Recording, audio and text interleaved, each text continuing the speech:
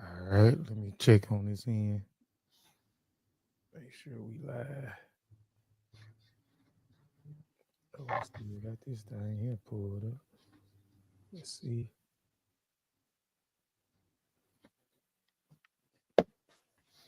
Oh, I'm just all out of order today. It's all good, man. I ain't lying. I'm just all out of order. All All good. right. Yeah, we live on the other end. Yeah. All right. We'll be back in just one moment.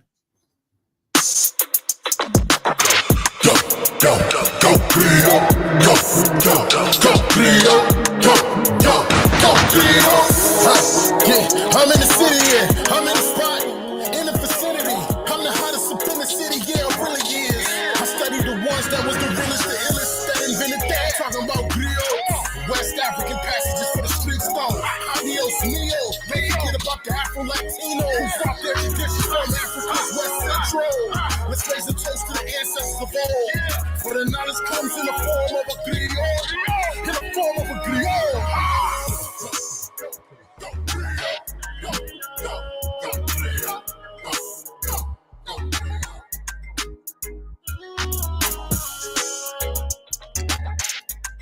Mhm. Yeah, Yes, sir. yeah, Yes, yeah, sir. yeah. Welcome back to Hey, the We back at Griots it, back at it Podcast. like we never left, baby. Back at it. Season three, season Yes, three, third time a yes, sir. charm, baby. Yes, sir. bop, Yes, bop, sir. bop. I am Kofi Piesie. Oh, well, let's let the ladies go first. Sean, that's one thing I can say about Sean. Sean got my manners back right. So we'll let our Hallelujah, beautiful sister, somebody. we'll let our beautiful Hallelujah, sister introduce somebody. herself first. What's up, good and wonderful people? Welcome to the Griots Podcast, Season 3. My name is Dr. Ashley Wade. I am a pharmacist. I'm an entrepreneur, owner of ADH Pharmacy Consulting. I'm an author, podcast co-host, curator, book club curator, community and literacy advocate. Happy to be here with you and with my good bros. I love linking up with my guys. So I'm going to pass it on to Sean P. Yeah, yeah, yeah. What up, what up, what up, what up, what up? It's a man, Sean P, coming in live. It's the man, Sean P, from the Sean P Experience. I am also 1/3 of the Griots Podcast, multi self-published author, public speaker, community curator, mentor, instructor, amongst other things, man. To pass the ball to my man for the alley hoop slam dunk, Kofi. Peace, peace, peace. I am Kofi Piesie. I'm a writer, an author, a ghostwriter, publisher, music producer, lecturer, public speaker, um, podcast host, man, amongst other things, man. Y'all, welcome back to the Griot Podcast for season 3. We're excited to have this discussion today. The discussion is what's the name of the show? UNITY. Unity, Yes, baby. Unity. That's yes, unity. yes. How do unity look today, right? So we definitely gonna get into it. Let me pull this up real quick. Um, please like and share the show. Please like and share the show with those you think who uh may like the discussion or benefit for what we have to say. Uh, tell a friend to tell a friend to tell a friend, y'all. Facts, facts, facts. Yep. Let me get this up real quick, and then I want to go over the outline, and then I'll pass it over to my brother Seanathan Polidore. I got 1,000. Okay, so I always want to read the outline out. The outline for the podcast uh, is opening segment honoring teachers and scholars, writers, authors, and revolutionaries from the past and present. Right, that's by my brother Seanathan Polidore. The Griots and Griottes segment. We always want to inform people what a griot or griottes is. Commercial segment. We briefly promote our books or anybody else's product. Um, discussion segment today is how unity looks today. Our women's segment is briefly talking and giving flowers to women who have contributed something of value to the political world, writing world, authors world, business world, medical world, academia world, etc., etc. This is by my sister, Dr. Ashley Wade. This is my favorite segment, the woman segment, out of every segment that we have. But again, welcome back to season 3, episode 1, right? How unity looks today. So we're gonna open up the podcast with our open segment, right? We always want to honor someone. So I'll pass it over to my brother Seanathan Polidore. Let's take a few little seconds, man, to recognize and embrace and highlight something right quick. We on season 3, bro. Mhm. I don't know about anybody else in the building. I've never been a part of 3 seasons of anything in my life. I've had some good runs in the past where people did a season or something. It lasted 8 seasons, quote unquote. We on 3 seasons of the Griots. I'm so proud about that. I'm the Yes. most proud about the longevity, Facts. the endurance, the Speed. effort, the consistency. Lord knows in all our life, things have transpired in 3 years, and we are still here despite those things. Ooh. Not without those things, despite we still here. I gotta just speak on that real fast. Wow. Now that you say I'm that, proud man, about it. now that you Go say ahead. that, dog, that's a big thing, dog. Bring that That's a energy to big the front. thing, bro. That's a blessing. Like you said, Yeah. man, so many things that transpired in the last 3 years, bro. And we still here, bro. We still Facts. here. Facts. Season 3, still vital. You know what I'm saying? Still, giving the people what they want, man. So yeah, that's a big accomplishment. Let's give ourselves a hand, man, Facts. please. Facts. You know, please. Appreciate that. And then real So quick, many times from our point of view. better. Yeah, go ahead. You know, these things make us better. You know, I'm just looking back. I'm so glad that you brought that up, Sean P, because, you know, it's the ebbs and flows, the highs and the lows. And, you know, it's a beautiful thing to be able to work and do what you love and keep that what you love consistent. Because we know the trials and tribulations going to be consistent. You know what I'm saying? They ain't going nowhere. But the wins and the things that make us proud and happy to be here, you know what I'm saying? In good energy, good spirit, we still get to do that. Shout out to my bros. Sean P, you're amazing. Shout out to the Red Ranger for holding it down. You know what I'm saying? I'm really grateful to be able to come back for season 3 and chop it up some more. We've been talking good. Yes, Yeah, man. You know, I don't want to mess the show up with that or nothing like that, but I feel it's important because right now in this season, the past few weeks in particular, you know, a lot of things are happening around the world. A lot of major heavy things. And most people, you check the temperature on people, most people are having anxiety and frustration, maybe some anger, some depression in there, all these other kind of words. Us doing this is a form of self-care, community care, and for an hour and a half or whatever it is, you can come on in and tap in with us, and for a little while, get information, get some laughs, get a little bit of exhale, a little breathing. And I think that's a part of unity, bro. As far as what it look like today, that's a part of unity. Facts, You know what I'm saying? Right. Yeah. So, but without further ado, I'm going to go into my segment. So in the past 2 seasons, I always highlighted an ancestor that's no longer with us, right? But we all talk about this in private too. We gotta do a better job of honoring those that's still here on the face of the earth, walking around amongst us, bro. Because some of the time somebody might pass, and all of a sudden we got T-shirts and we got the little memes and we posting all this stuff. These folks that's still here needing them flowers right now, man. So I'm gonna do that right now. I'm highlighting the brother, the political prisoner, Mahmoud Abdul Jamal, aka Born Wesley Cook, right? April 24th from 1954, right? American political activist and journalist who was convicted of a murder and sentenced to death in 1982 from a 1981 murder of a Philadelphia police officer. For the record, I was born in 1981, to give y'all some perspective on time, right?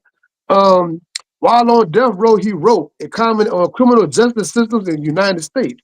After numerous appeals, his death sentence was overturned by the federal court, right? But he got life imprisonment without parole. Life without parole, right? So this brother's in jail right now as we talking. He's been in jail since I was born, around that time, 43 years. Of course, he's an elder now. He needs certain medical treatment. He's not really getting in jail. He's had various serious health things happen to him. And I think they have active petitions going around online. You can find them online You can sign up, put your name on it. You can advocate. You can make phone calls. You can do all this stuff while the man's still alive. Let's embrace these folks while they're still alive. And this is important too. This man has written and published over 11 books behind the wall, bro. 11. Powerful books. I have some of his books. Amazing books. And do a favor. Go on YouTube, Spotify, wherever you like a podcast. He been broadcasting a live radio show from jail for I don't know how many years. We talk about James Earl Jones' voice on the episode about audio narrators. Mahmoud Abdul-Jamal is one of the most powerful, booming voices you will ever hear in your life. You got to go and check out that audio experience for that, brother. I'm sorry. Oh, no. I was just saying, I'm just trying to, get understand. You saying that we can go to Spotify, and Spotify, what they got podcasts at? I go on YouTube personally and check out all of his old radio broadcasts. To say the man been in jail for all these years, he is still so globally, politically astute. And so on his podcast breaking down different issues in the world that's happening from behind the wall is incredible. Because so many of us walk around every day, and Dr. Wade and I talk about the past year, like reading the paper more and checking certain things more, trying to make ourselves more. That's tough. It's difficult. It takes a real concerted effort. That man behind the wall doing that's impressive, bro. Like, him to know so much and not be around the walking world, that's crazy to me, bro. But I don't want to stop. His recent YouTube podcast is called From the Classroom to the Cell. It's him and Mark Lamont Hill. Mark Lamont Hill, I love that brother. Mark Lamont Hill actively calls him on the phone, on a prison phone call. And while the podcast is going on, you can hear the thing saying, you now have 60 seconds, blah, blah, blah, blah, blah. Whatever it was sound like talking to somebody from behind the wall, we all know what that's like, our family members or whatever, might be incarcerated. All that's happening during the podcast. They don't take it out. They don't edit it out. You hearing a real prison phone call, and what happens with that in real time, it's a powerful podcast, bro. It's a beautiful podcast. It came out last year. It might have about 20-some episodes up at this current moment or more. The Classroom to the Cell. That's based after a book they wrote in 2011. It's called From the Classroom to the Cell. I have that book. It's an awesome book, written by both of those brothers, man, and it's hot. So I'll leave it at that, man. My honoring opening segment, Mahmoud Abdul-Jamal is still living, walking, and breathing. We know that Mutulu Shakur got released out of jail after all them years, and he died not that long after, because, different medical things, he older and stuff. Let's not let that happen again, bro. Speak. Let's avoid that this time. So that's why I want to highlight him. All right, man. Shout out to Sean. the brother. I'm definitely gonna tap in. I'm gonna tap into the podcast. Yes, sir. Yes, sir. Let's get I guess the next one is it on me? All right, so let's get into the Griot segment, the Griot and Griottes segment. Last night I was I laughed about it, and I didn't say nothing about it. We had I brung my Warrior Scholar podcast back to do an interview for the team RBG. It's a collective of rap artists. We're gonna talk about them too, because I want to talk about, because that's something I want to highlight far as unity, far as what these individuals are doing, because these are RBGs from all over the state. They everywhere, and they united. But anyway, I was talking, and they have a phrase where they use the Griot phrase too as a moniker for music. I can't remember the phrase. And I would told them, if I didn't know some of them, I would be fooling with them off of GP just because they got griots. They understand griot. But me talking about the griots, me and Shauna had this discussion about the pronunciation of the word, right? And somebody tried, and it was somebody that wasn't a part of Team RBG, but they was on one of the Team RBGs, passed it to one of his friends that was in the room at the time with him. He's an RBG, but he's not a part of the group Team RBG, the hip hop group. And so when I was talking about the griots in particular, because I asked a question about the name, the phrase that they were using, how I loved how they incorporated that into the music. and how accurate they are if they didn't know, and explain the different functions of a griot. And I was corrected about the pronunciation of the word. I laughed about it. There's so many different pronunciation. It can be griot, griotis. It can be griot, griotis. But even with this word or pronunciation, this is not the correct form, or this is not the correct word. This is a rendition of an English word for jolly, right? So, there's no particular pronunciations, no correct pronunciation. And if it was, let's correct it in the proper language, not in somebody else's language. But I laughed about it. I just thought it was funny. I could have went in on it, but I didn't want to take away from the show. But again, Move. yeah, Kofi, this is the powerful part. We wrote the book on it. yes, So we ain't got to debate about that. Go. Nah. Sage3differentbranches.com. Sage3 different branches. You can go and get the book right now. And, you know what I'm saying? Come on now. Yes, and it has that what I'm talking about in the book. Sources cited and everything, and then the proper names and everything, right? So Come on, energy. This is why I love being the writer, bro. At certain times, we gotta talk about it. Hey, go to Amazon. I wrote the butterfly effect. Go check that out. I talked about that in chapter 3. Be specific. Right, exactly. That might sound cocky, arrogant, out of the highest sound, but it's real. No, I'm not going back and forth about it. I'm not going back and forth with you. Yes, and that's right. I'm not going back and forth with you. Right. And that's why it's so important to put these things on in text. And that's what I was telling Brother Rakeem Shabazz. He had me on this show the other week. And I was telling him how I don't give no energy to people online as far as arguing. Like, and if it's something that I really want to tackle and really want to talk about, I'll put it on paper, and then they can go from there and look at it from paper, right? I'll write a book about it, right? So, but anyway, let's get into it. The griot and griot segment. Like, what is a griot? A griot is unique, or griottes is unique to West Africa. The griot or jelly professional encompass many roles. The griot, pronounced griot, have been referred to as historians and storytellers, but there is no real word in the English language that includes all of the functions traditional griots could do. Everything from recounting history to composing music, to teaching students, and to acting as a diplomat, right? A griot is a genealogist, a historian, a spokesperson, an ambassador, a musician, a teacher, a warrior, interpreter, a praise singer, master of ceremony, advisor, negotiations, and a mediator.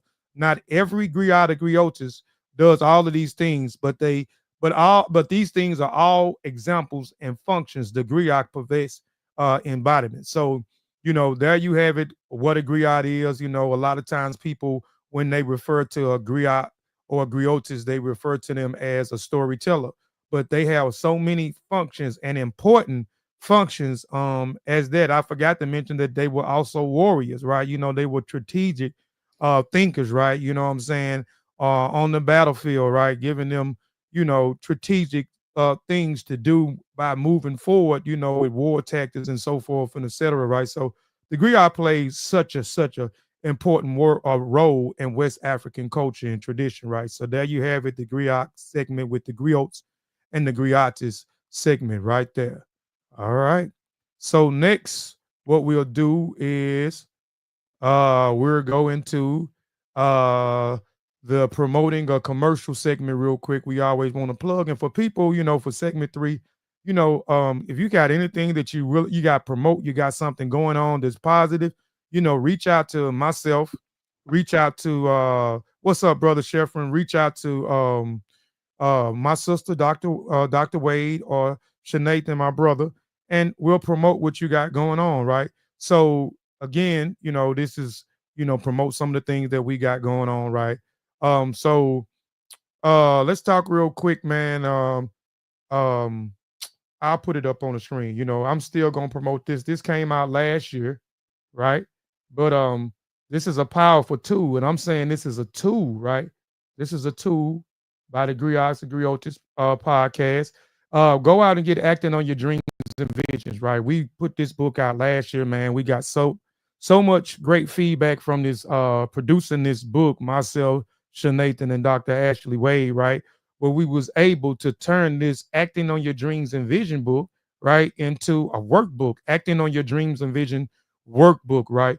So now you have the workbook, which is complement to the original book, right? And then we was later on to be able to go on and do an audio book for it, narrated by D. Lewis and our sister Flo Davis, right? So, and all of these products are on S.3 differentbranchpublishing.com. Go get the audio book, go get the workbook, go get the original book. And through all of this transpiring, we was able to do a class last year, and I hope we able to bring that back this year. I know we discussed about maybe trying to do that every quarter. I enjoyed myself doing the class. I hope we able to bring that acting on your dreams and vision class into 2025 as well. Um, but those are some of the products we have. Also, if um, the Cele magazine, I forgot to put the things in here, but the Cele magazine, this is edition 1 right here. So go check out a Cele magazine, right? It's an online digital magazine, but this is the physical copy. If you want a physical copy, we'll be able to give you a physical copy. Sandra Bullock won a free copy of this. I think Sandra Bullock or Crawford. But anyway, I hope I'm not pronouncing the. I think it's Crawford. She won the first edition. We'll be giving away a second edition pretty soon, right? This is the second edition right here. I'm proud of this edition here as well. This is the second edition. It came out this month, right? So go cop both of those. Well, don't cop them, just go look at them. Right now, they are free. We have no subscription up right now. After the third edition, there will be a subscription out, cheap subscription. You know what I'm saying? To kind of fund the magazine, right? Because it does cost a little money, right? So there you have it, man. So let's get into the discussion, right? Dr. Wade, do you want to start it off, or how you want to start it off? I know we got so many different angles that we could actually go into. Oh, real quick before we do that, also Rhyme and Reason ebook. Go get Seanathan Polidore new ebook, Rhyme and Reason. It is on S.3 Different Branch Publishing. Also go get my sister Winifred Summers new ebook, A Peek into the World of Job Interviews, right? These are presented by the Griots and Griottes Writing Collective. We have a collective of writers right now, and it's growing. We just got 2 new members that's added to the writing collective, Rosman and another individual, which Rosman knows. So we have some more members. So we're going to try this year. We're going to continue to try to promote and push the needle and getting as many writers as possible, right, to write. Also, Monday, check us out on Seanathan Polidore Instagram page. We'll be on his page. We'll be talking about my new ebook, which comes out tomorrow, self-publishing versus traditional publishing ebook. And I'm telling you, man, that's another addition to the Writing Collective ebook. And I think this ebook will help self-publish and traditional publishing. But we'll talk about all that tomorrow. But go check out all of that on S.3 Different Branch Publishing .com, right? So, but let's get into the discussion, man. So, go ahead. Again, in 3 seasons, this being episode 1. So, in 2 seasons, all these things you're bringing up, all these things you're displaying, showing, is manifestation in a short period of time. And the 3 of us together only met a couple times in person. Look how much production that is, bro. So, I gotta always talk about this. Some people meet in person on a regular basis. They have monthly meetings and all that, and have way less production. We're able to come out with all this stuff, pumping it out like no limit. And it's all via voice notes. It's all via inboxing. And the ideas and the concepts just flowing in the production happening. Again, we got to highlight these moments and embrace them and talk about them. Right, that's most definitely, man. I appreciate us, man. I appreciate the work ethic that we have, man, and hopefully that it's able to help and inspire other people, because there's so many other different people that are talented in their own right, and have so many brilliant ideas, but sometimes they scared to act on them, and that's one of the biggest monsters out there right now is fear, the monster of fear, right? So I hope this is able to inspire them. And also we have something in writing that'll also help you with that called acting on your dreams and your vision, right? So go check it out, man. We're trying to do our part and to help our people in so many different aspects. The Writing Collective is put together to answer questions from people that are inboxing you for whatever particular niche that they feel like that you have some experience in, right? So that is helping the people, right? This podcast, we talk about varieties of topics and bring so many different people in and shed light on other people's stories, shed light on things that's going on in the world. We shed light on things that, that can help you. We also write books, right?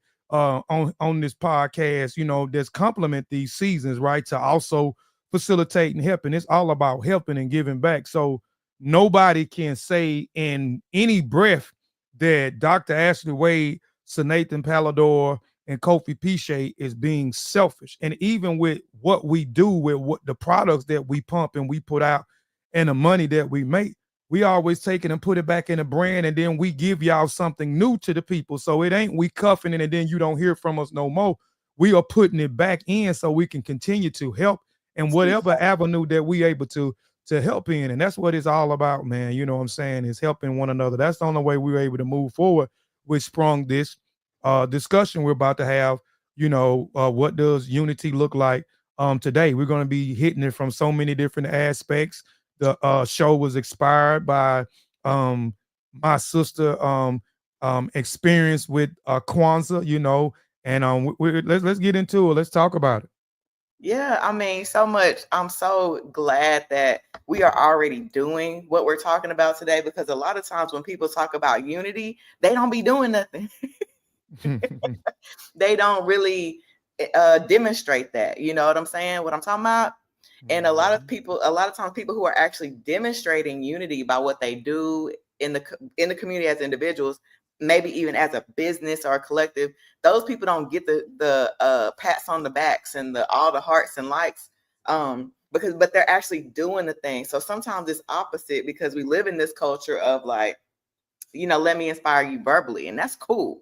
But we really want to know what's going on the ground level. Like, how are we in engaging in unity on the ground level across the United States? Let's take a look at that, because initially when you talk about unity, you think, okay, well, let's go back. Let's see what they did. Oh, there was a lot of demonstration of unity, organizations, movements, individuals. There was a lot going on.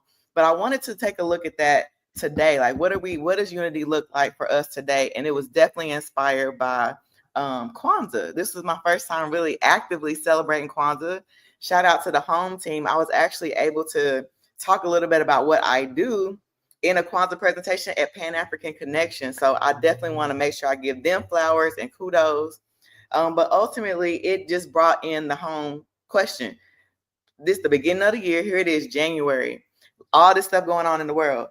It's not even that we need to talk about unity, but it will really put us in a good position to press and build throughout the year to talk about unity as a foundation. And then bring in the expert Kofi Piesie to help us understand what Kwanzaa even means, even from a standpoint of specifically Umoja, where let's talk about unity, the roots of it, the culture of it, before we get out here in the world and we see unity displayed in so many different ways, which is cool. How well do we understand it is the question. So we want to open up with that.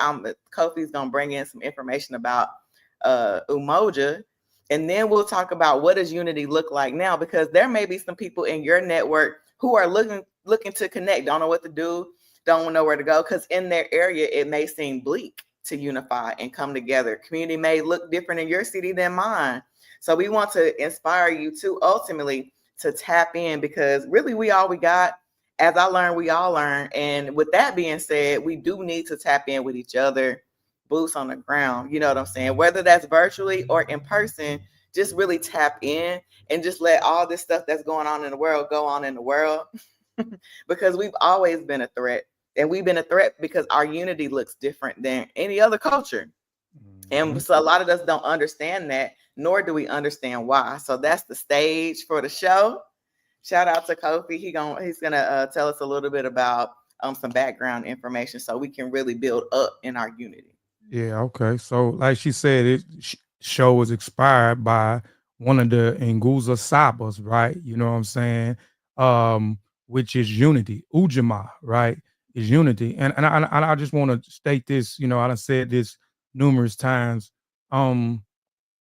Those 7 principles, right? You don't have to use those in only December the 26th to January the 1st. You use these things every day. You got Kuchalia, which is self-determination. Ujamaa, collective work and responsibility. Ujamaa, cooperative economics. Naya, purpose, right? Kuamba, which is creativity, right? Imani, which is faith, right? These are things that you should be incorporating into your day-to-day lives. Anyway, this is the only thing. This is a method also in order for to move us move us forward collectively, right? Not individually, right?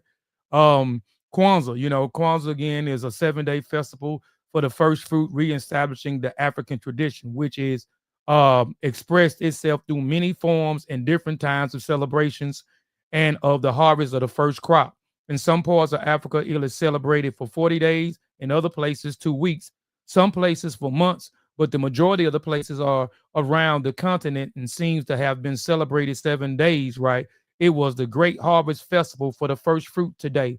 The African and American here in the Western Hemisphere call it Kwanzaa, right? I wanted to highlight that because a lot of people don't understand that people say that Kuranga, who made this, he made this this so-called holiday, which is not a Black Christmas, right?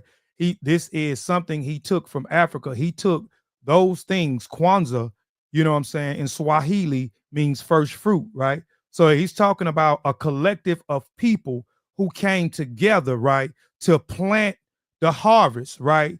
And then after a certain amount of time to reap the benefits from their harvest when they see all the hard work that they put in together. Now they're celebrating, you know what I'm saying, all of the hard work and what came after that, right? So it's all about unity at the end of the day. Unity, a collective effort, right? Us putting our foot forward in order to move forward again, right? So Kwanzaa is a representation of unity. First fruit is a representation of unity, right? I done talked about these things several times, right?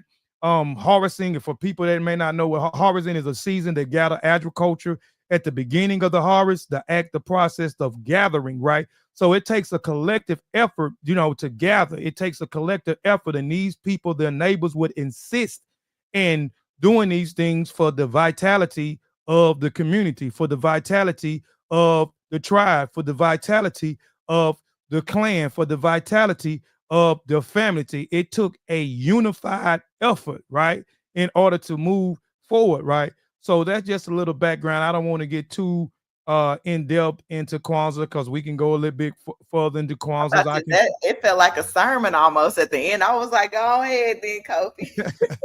Yeah, what we could talk about. But if people want to know exactly like what I'm talking about, on this channel, I used to do them every year around Kwanzaa and giving you sources and citing so people can be like, I'm not making this up. Karinga did draw from them, and I gave you certain ethnic groups from East Africa, South Africa, North Africa, and West Africa, and gave you the names and how long they celebrated these things.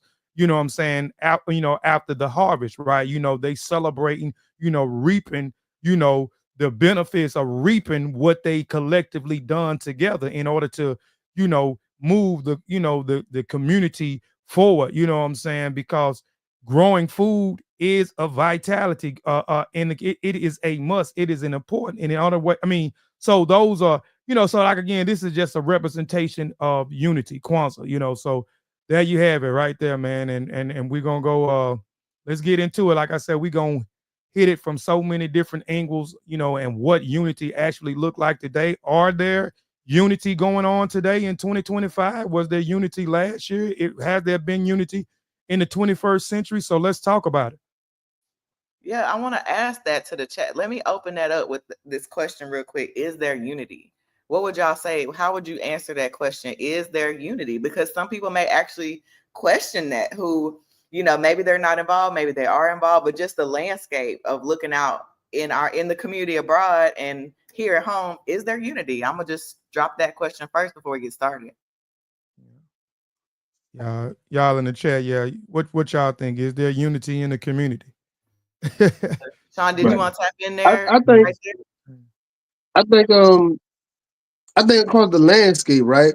Because society that we live in and that we're groomed in and the way things go, I think that a lot of people have been backed into a very individualistic mindset.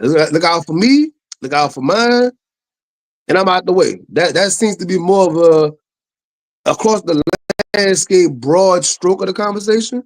But I do think that unity is happening, but it's happening in these small little hubs, right? So small little silos. You have a small collective doing their quote unquote unity with each other, but it's not like broad. It's not grand scale. That's the way that I talk about the concept they have, talk about being on code, staying on code. Being on code is no matter what our different ideology is, our different religious background and ethnic background, whenever certain things happen, we on one accord on this particular thing, we on code with each other.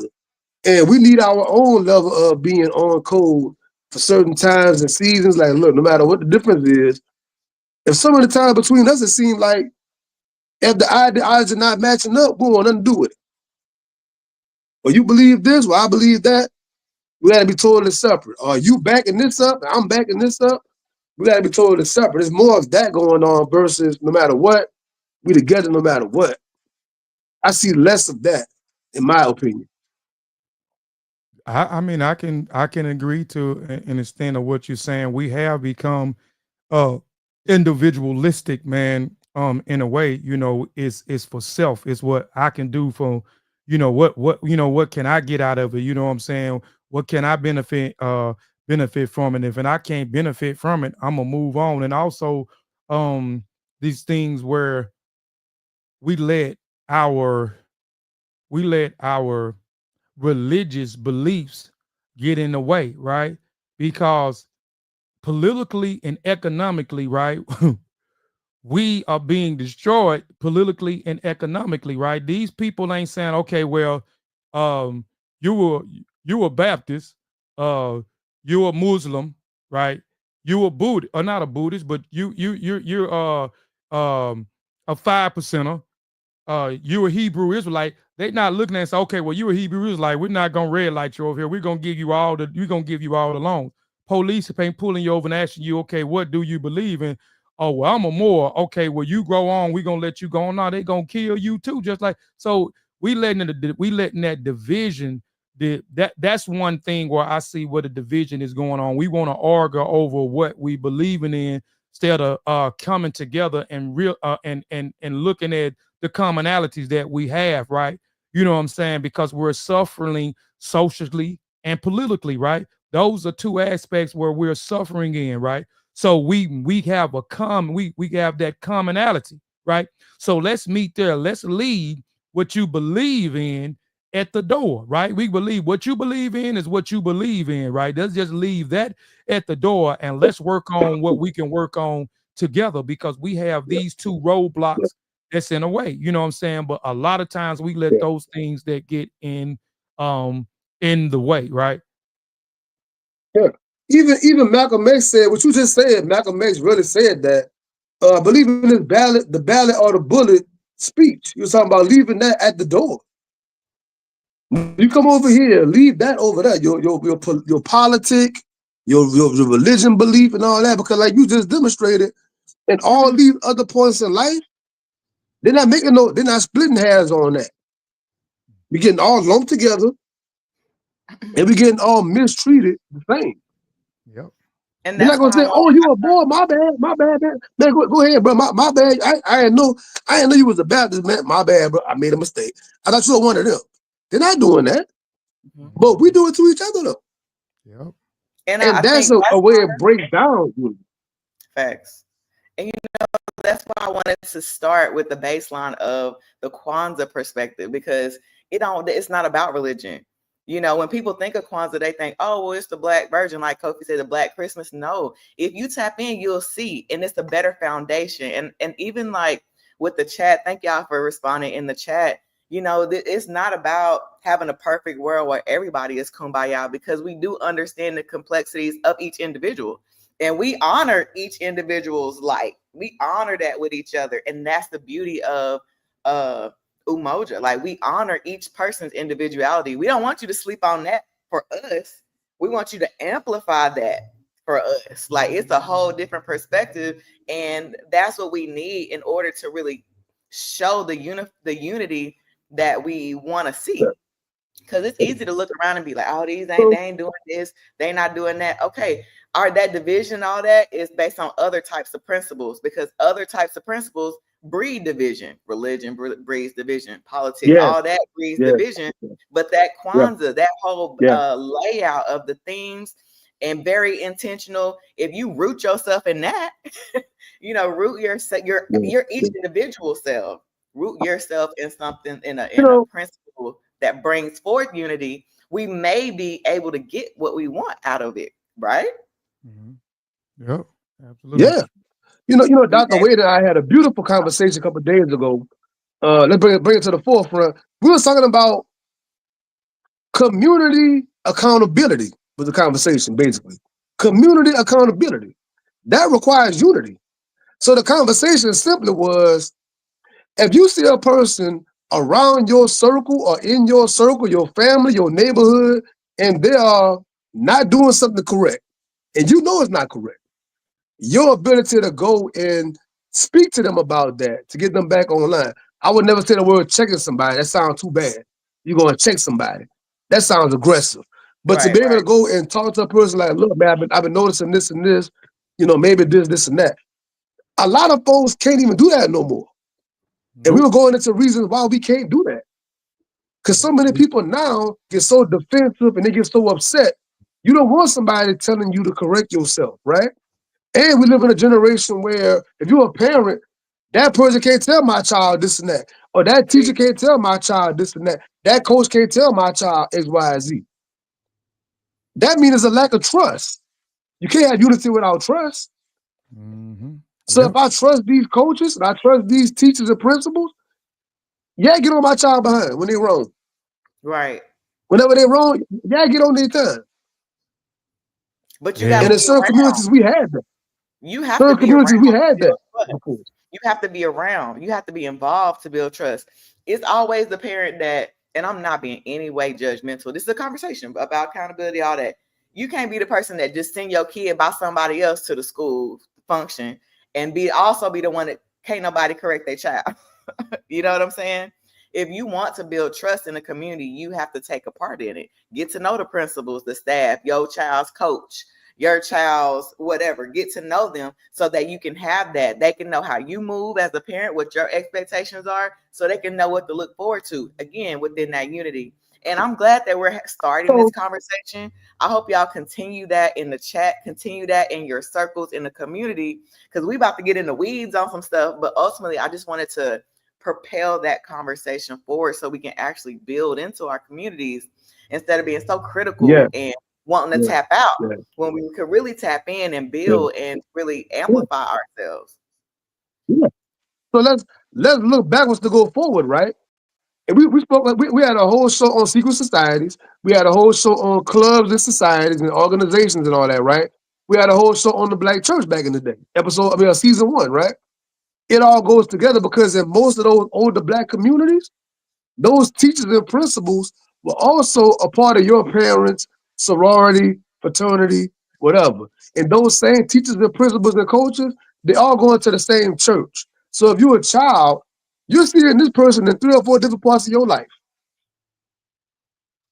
When mama going to the Delta meeting, you probably tagging along mama going to the Delta meeting. So again, community and unity, these people are part of multi-facets of your life, not just at school or not just when you playing a sport.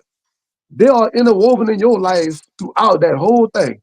So again, whenever they call and say, man, Dr. Wade in class acting up today, your mama trust that person because you see them all the time. They know your character. They know your essence, right? But that involves being involved. And if all that's removed, you can't have unity. Yeah, I definitely agree with that, man. But I'm looking at it like this too. Like everything that you're saying is correct, and that's why I say we have to have more of a entrepreneurial spirit. And what I mean by an entrepreneurial spirit, we got to start coming. We can't. Most of the people, single parents, they can't go to the city council meeting. They can't go to the PTA meeting at the school. They can't go sit in the classrooms and see what their child is doing and what the teacher is actually what the teacher is actually doing, how she interacting with the students and et cetera, gathering people in the community to watch the community, because we at a time and a place where we are workers. Everybody want to be a worker. Nobody want to own anything. So, and then nobody is want to get involved into the politics, right? And try to help change some of these laws and get certain things passed where it benefits, the everyday normal person that's going to work. Like, look at it right now. Most people can't afford to be off work. Most people are going to work sick because they can't afford to miss one day, right? That's a word. Groceries is out the roof, right? You can't even. Me and Sean was discussing this the other day.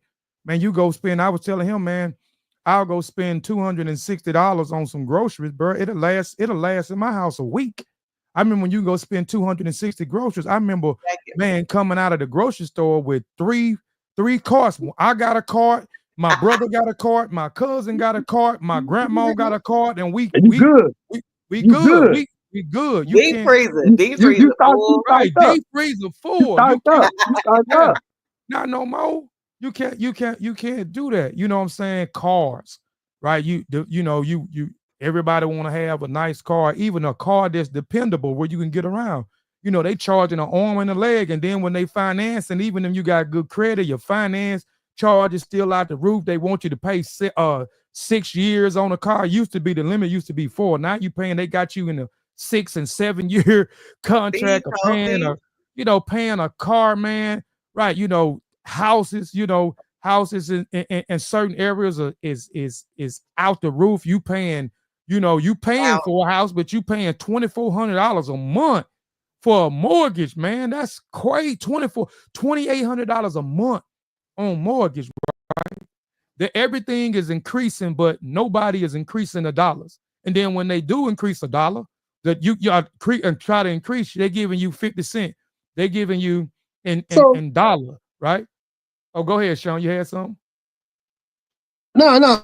My mind going. You saying all that? My mind going right. I'm thinking back to those, like the Shrine of the Black Madonna, for an example, right? They have some in, I believe in Texas, I believe in Detroit area, Atlanta, Georgia area, stuff like that. They had what they call a commune, right? A commune. Mm-hmm. And there was a big community, and they all lived together because guess what? That cut down on, we all got to have a mortgage. We all got to pay rent. That cut down on that. We all put together, and we all live together, and we growing things, and we building things, and the mothers are teaching the babies, and we homeschooling collectively. But see, that was frowned upon. That was all frowned upon. Look at the what do you call that? I'm sorry.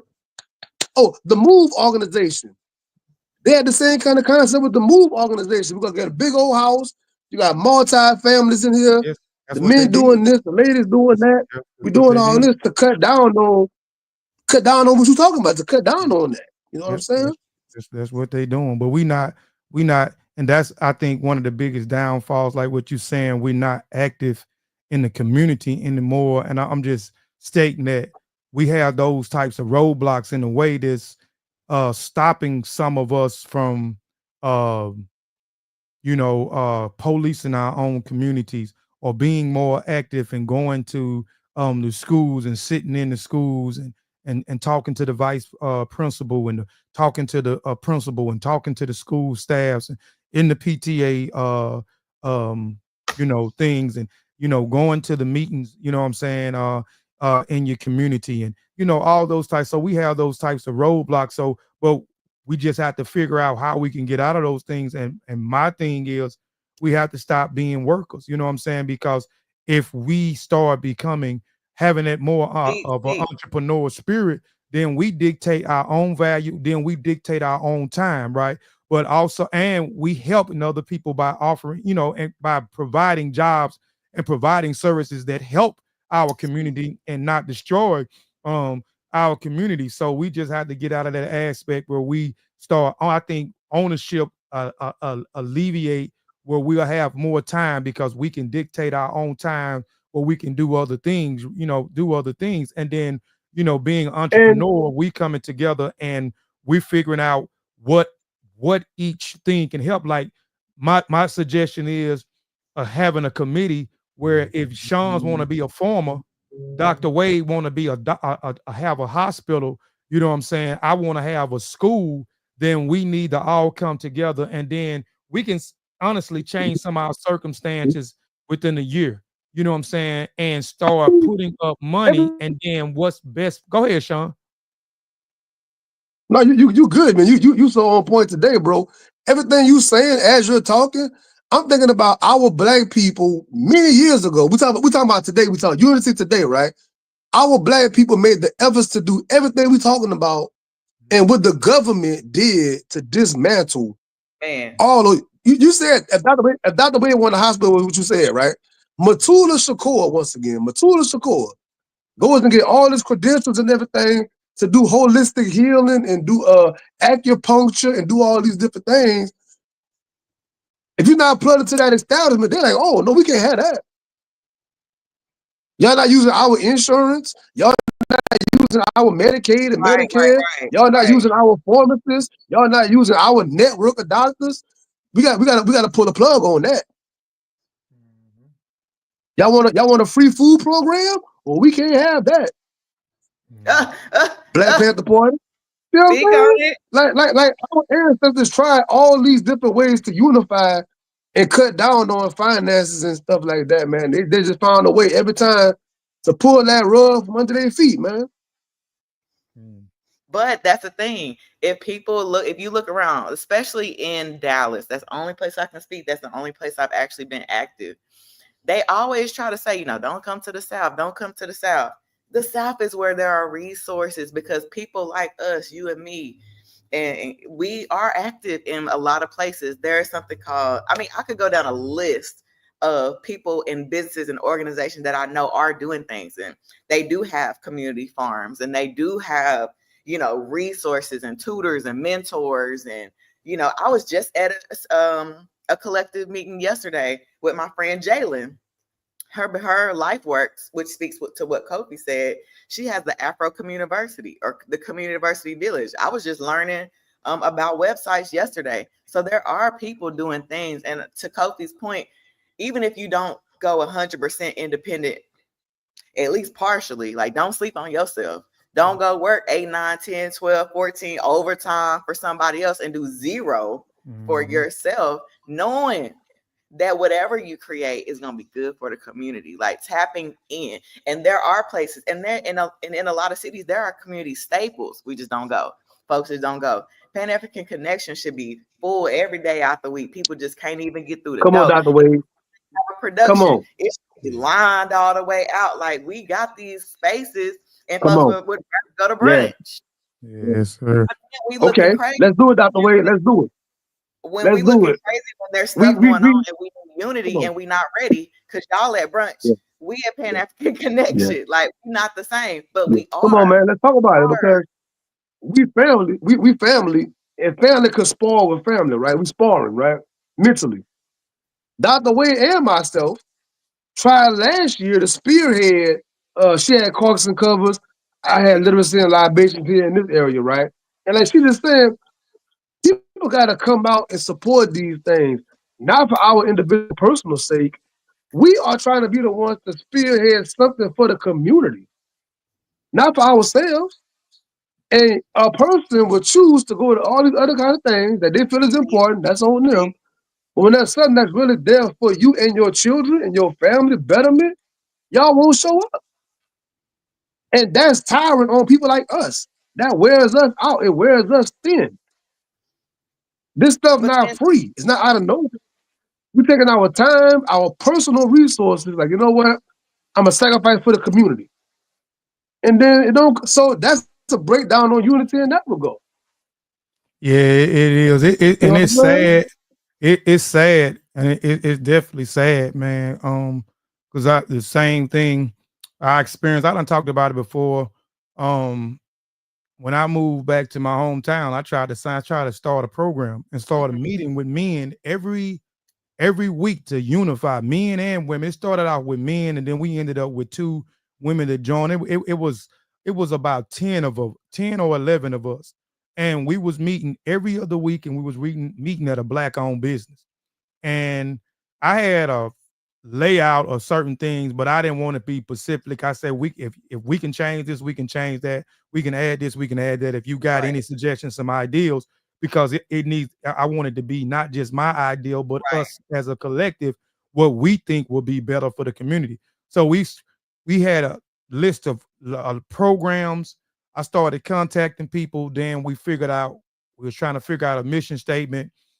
Came up with a mission statement, like what y'all want to do. Y'all want to be nonprofit, get a 501c3, contacted the IRS, got us a 501c3 nonprofit. So we did it, but when it got really time to start doing the work, man, everybody scattered like flies, man. Everybody started saying they got this to do, they got that to do, they got to go over here and do this, they got to go over there. So it never did get off the ground. Even with I got a nonprofit I started has it been 2 years? Been 2 years ago. It's called Ubuntu Youth. It's an extension of my production company, in Ubuntu Music. And I had some men that said they was going to do something, never did come through and do what they needed to do in order to get the organization off the ground, to get these kids, you know what I'm saying, you know, in line far as educating them who they are. But we was gonna do it through the music first. So we was gonna start doing it through the music. So we was gonna be teaching people, if you know how to sing, we was gonna teaching them about arranging vocals, you know what I'm saying, how to use your voice. If you write, how to write a 16 verse, how to write an 18 bar, how to arrange music, how to produce music, how to record using Pro Tools, et cetera, et cetera. We was gonna use the music as a method to start easing in the importance of reading books, the importance of understanding what happened and how you was able to have some of these free liberties by free liberties that you have by studying certain individuals.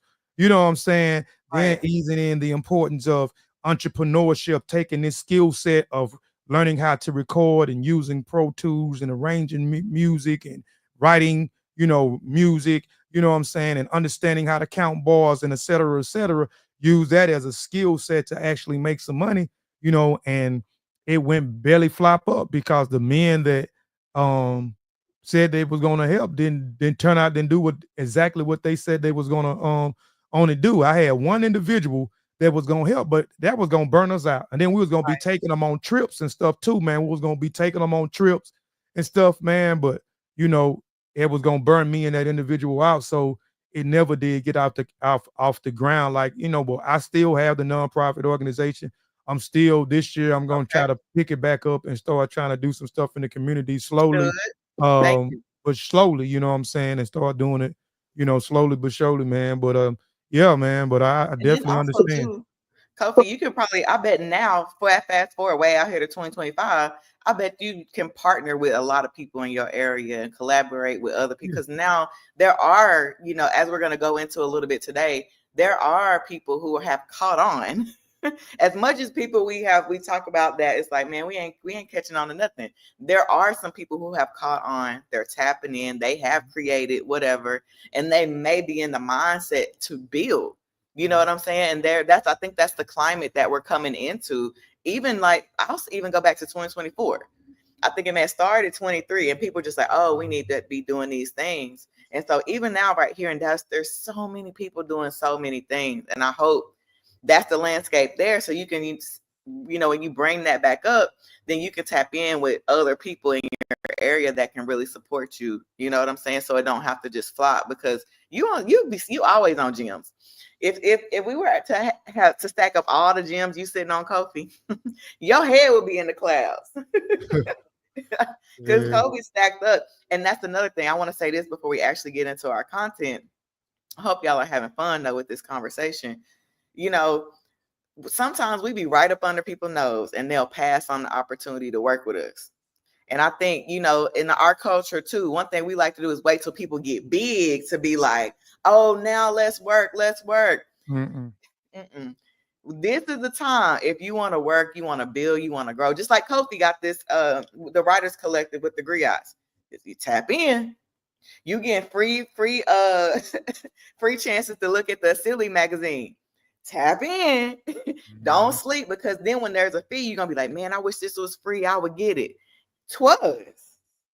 So like this is a call to action for not for us to do no whole big quote unquote movement, but to tap in, get with your people, get with the like minds, unless we're gonna spread out osmosis. That's science. We're gonna spread out, but tap in. We can't spread out until we tap in and build through that way.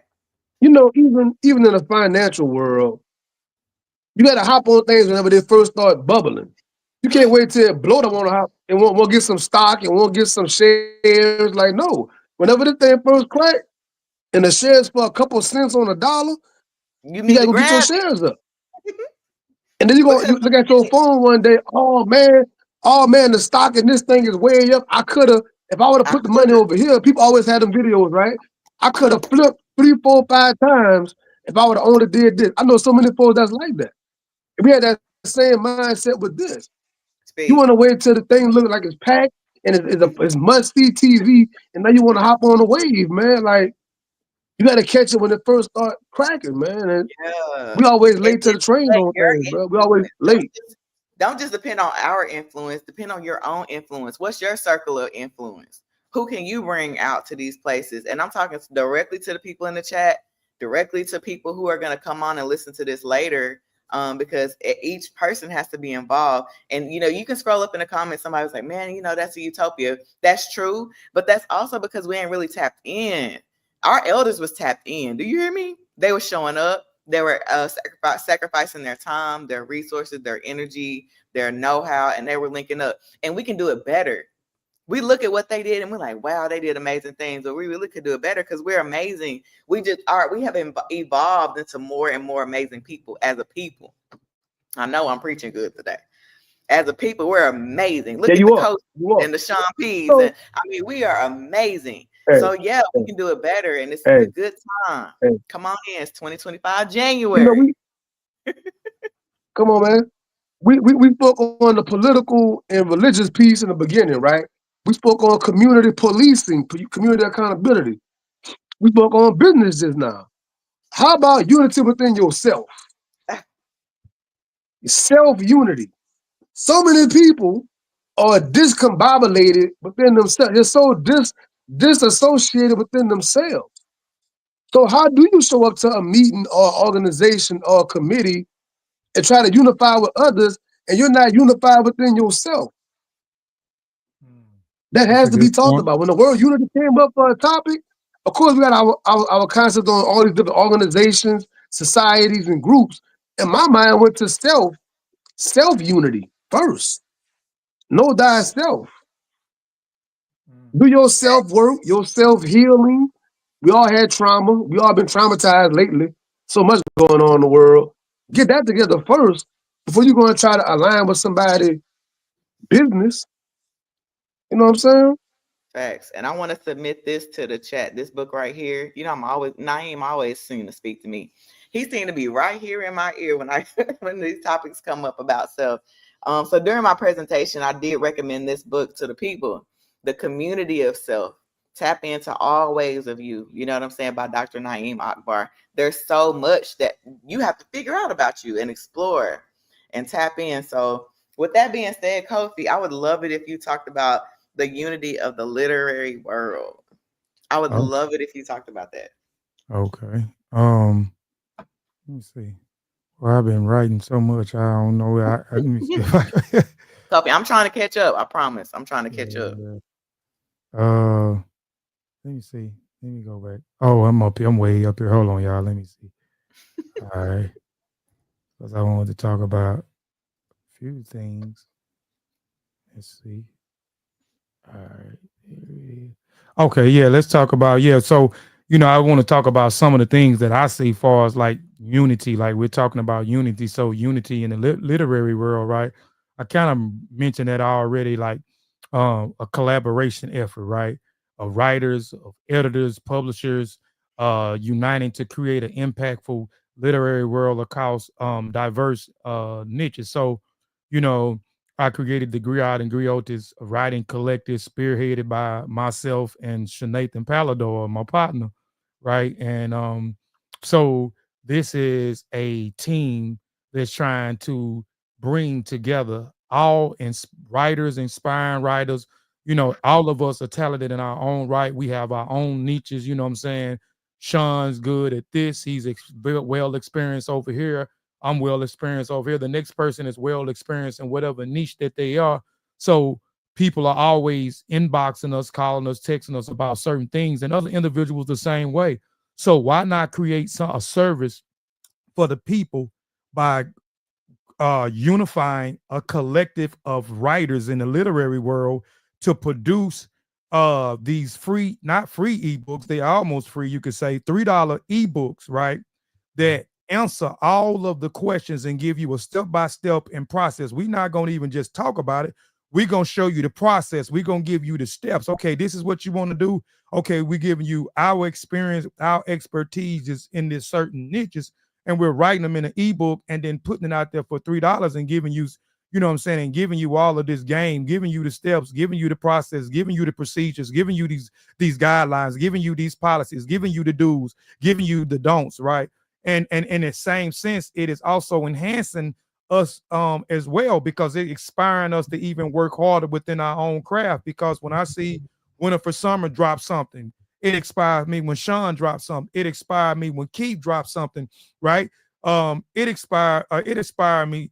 Somebody else I'm missing that put something out. Who else?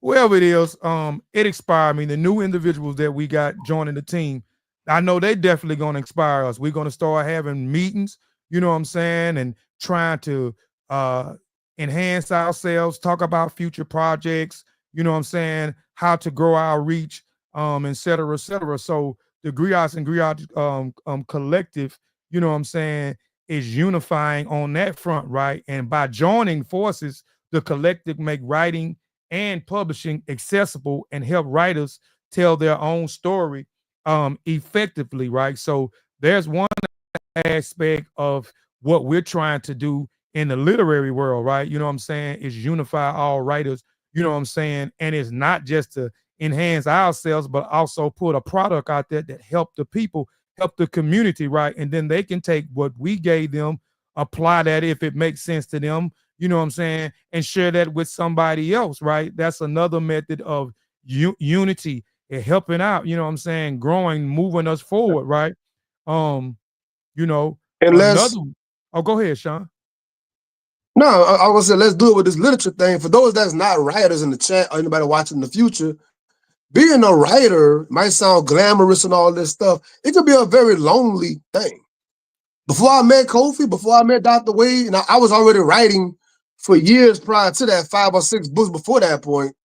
That was all very individual projects. It's lonely. It's like climbing Mount Everest by yourself, right?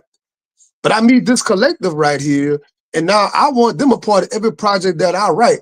The last books that I've written, I could have did those by myself totally, front to back, top to bottom. But I would rather Dr. Wade on the introduction. I would rather Kofi on the prologue or the afterword or the forward. I'd rather us doing interviews as a team promoting these items. I would rather us doing book signings together, book release together. All those are unified conversations. And it feels so much better together. And whenever the book getting accolades and props, we tell each other, man. We tell each other in the chat, in a private, man, congratulations. I say, no. It's our congratulations. We got a book came out today. We did X, Y, and Z. That's what I say in response. So that's the example of unity in literature. That is not an individual thing when you do it like that. Right. And Zane, I see. I know you're not a writer, and even with it's just the benefit of this may be something that you want to do in business, right? There'll be an ebook for something in business telling you about somebody who's not capping, who has a business, how to form an LLC or a corp, if you need an agent, if you don't need an agent, how to get your EIN, what website to go on for this and that, the processes and the steps and the procedure. That's the benefit of it. It's the multiple writers are in so many different niches. It's they're writers, but they also have other niches, what I'm saying?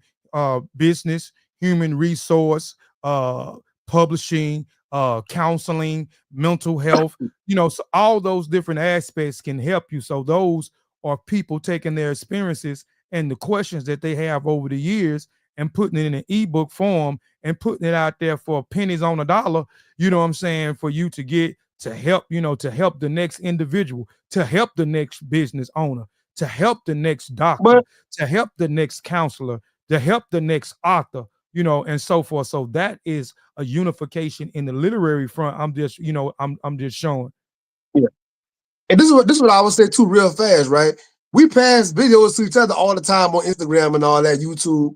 And mostly it's about business and the music business, about contracts and about different deals and all that, even in the sports world, right? Why am I saying that? Because even if you're not a writer, the things that we talk about and display could be used in a lot of different parts of life, not just literally being a writer. Right. Because the business, like you said, contracts, EIN, how you conduct, how you promote, how you market, all these different conversations. I don't care if you're a pottery maker. I don't care if you're a t-shirt maker. I don't care if you got a little baking business. You can get some gems to convert to your business. Mm-hmm. You know what I'm saying? It's magic on this this universal principle. This got some magic on it, I feel like. And plus, keep in mind too that I wasn't a writer. Okay. I haven't always been a writer. So that's inspiration. If you sitting on something, if you like Sean just said, if you're an expert at something in your field, something that you're good and you can teach it to somebody or you can share some insight, that alone can spearhead your entry into being a writer. Like you don't let's come on into the room and we don't, and then you learn that you low-key are a writer. I talk a little bit about that in Acting on Your Dreams and Visions. In my experience trying to get in pharmacy school, you have to write. I kept getting these low scores. I'm like, dang, I'm not a writer. And then even fast forward now, I'm a writer. But considering I used to get low scores on my pharmacy entrance exam, like those qualifiers, me and Sean talk about this all the time. Like let's continue to qualify ourselves without having all the, I got this degree here, I don't have this degree here. Just qualify yourself by what you do. You don't have to look for no outside validation. You can qualify yourself and tap in. Now, you do need to vet yourself for sure. You don't want you talking outside of your head. What's happening? Ladarius asked the question in the chat. I can't. He asked the question before that. I want to talk about that right quick. About the highlighting the essence. That's it. He said, how important is to focus on the essence of sameness in the midst of differences? That's a great question, as he always does. And Dr. Wade and I are vastly different, and Kofi and I are vastly different, right? But those differences get put to the side. They're respected, but put to the side, and we're able to find common ground amongst the difference. Mm-hmm. You know what I'm saying? It's beautiful. Yep. And understanding to highlight, you know what?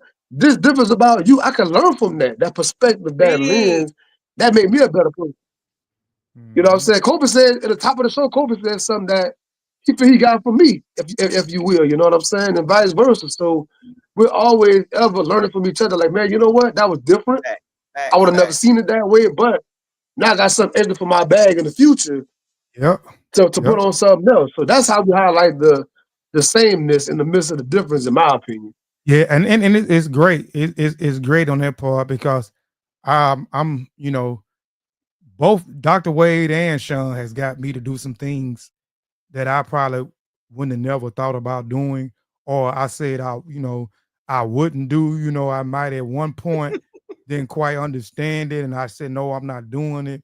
And then after being around them and and talking to them, and they explaining certain things or saying certain things, you know, it got me to do things that I wouldn't, normally do, or I say I wouldn't compromise myself doing. I just didn't fully understand it. So it's great, it's great. Dang, y'all. Hold on, go ahead, y'all. My computer about to die. Let me plug this thing up. Sean, you want to tap in with what's going on with that unity piece? Oh, you Yeah, man. When it comes to we talk about publishing right now in the literary world right now. I talk about how individual that could be sometimes, right? To have those highs and lows that come along with this game, only other writers can understand what that's like. Whenever certain things don't pan out like you wanted, certain things don't manifest like you wanted, you better have a collective of people in your lane you can call, inbox or whatever, and be able to bear your soul about it. And they can help you to lick your wounds, if you will, mend yourself back together, and get back on the battlefield. If you really, truly in the silos by yourself going through that, man, once again, anxiety, depression, a lot of other health issues could happen if you don't have those healthy outlets and people that pour into you and build you back up. So that's a unity piece for me. Big unity piece. And that's so important to have, but that's vital. That's literally a life source. That community from time. I mean, it can really get to that level. I want to hop in on my piece for unity, or part of it at least. I always talk about Pan-African connection. I want to continue to talk about that in respect to unity. Afrocentric bookstores and Black bookstores. I like to differentiate the two because not all Black bookstores are necessarily Afrocentric. So you do have to keep in mind the difference. But they do, not Kofi getting tickled over there. Yeah. Now you just made Oh, me think yeah. about something when Oh, we yeah. was in Houston. I'm finna I let you know. go on a bill, I but know. it was something you Yeah. said. We went to this particular bookstore. I'm going somewhere. Yeah, go ahead. Yes, sir. There's a difference, okay? And you can, just because you tap into a Black bookstore, that may not be giving you the Black experience. And I'm speaking specifically about unity, right? So if you can find an Afrocentric bookstore in your area, online, on Instagram, on whatever, tap in, okay? They have, and now I'm going to talk about Pan-African. And you engage in Kwanzaa, because a lot of times people can't engage with Kwanzaa because they don't have those inspirations around them. Maybe there's only traditional churches. Maybe there's nobody celebrating Kwanzaa in your area. But if you tap into those Afrocentric places, you will find that type of community and unity. Also at Pan-African Connection, they have Black commerce, okay? They have commerce, of course, if you come inside, but they also do markets, the Ubuntu markets on every other Sunday. So they give an opportunity for entrepreneurs to come out, and you can be a part of that type of unity too. We talk about that collective unity when it comes to the Black dollars, but they also do book signings. They have cultural apparel, stuff you can't get necessarily on Amazon or whatever. Yep. You can get your waist beads done, like seminars. They have weekly drum circles, like tap in. Yes. I heard this quote sometime a couple of years ago from somebody at a concert, and it just stuck with me. Tap into your culture at least weekly. At least weekly. Tap into your culture, put your hand on a drum, use a sound bowl, do something cultural so you can tap in, because you do need unity across the different parts of yourselves. But we also need to tap into these Black bookstores so we can be educated, so we can be surrounded by that type of spiritual unity. Black bookstore, no shade to it. You can still go in there and tap in. But if you have the opportunity to get Afrocentric with it, go ahead and get Afrocentric with it, because then you'll really start to see those principles. It won't just be like, oh, come spend your Black dollar. You'll see that the place where you spend your Black dollar is also the place that's going to feed you. They're going to provide you resources. They're going to give people opportunity to serve you. I can go there and my homeboy who has the juice box, he out there making gumbo, or he out there whipping some vegan meal up, some taco, so not only can I go to this store to read and I'm getting fed. So like there are places, it may not be in your area, or it might be. Have you tapped in? Have you checked that out? Have you been to the South Side? Have you been to the part of town they don't want you to go to?